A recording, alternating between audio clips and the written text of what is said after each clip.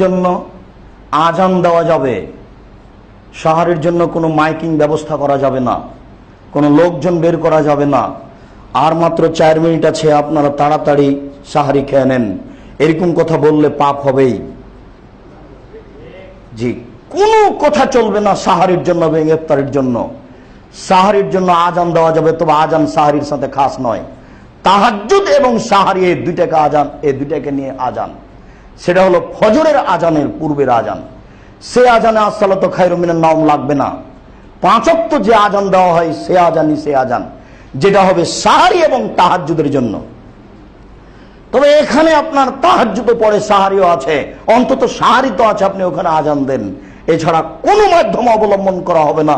সাহারি ইফতারিতে সব বিদআত।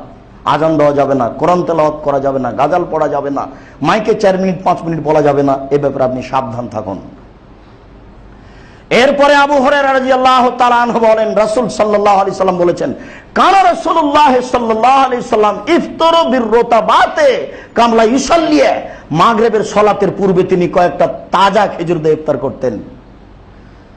ফাইনলাম তাকুন ফাতমায় রাতুন, যদি তাজা খেজুর না থাকতো তাহলে তিনি শুষ্ক খেজুর দিয়ে ইফতার করতেন। ফাইনলাম তাকুন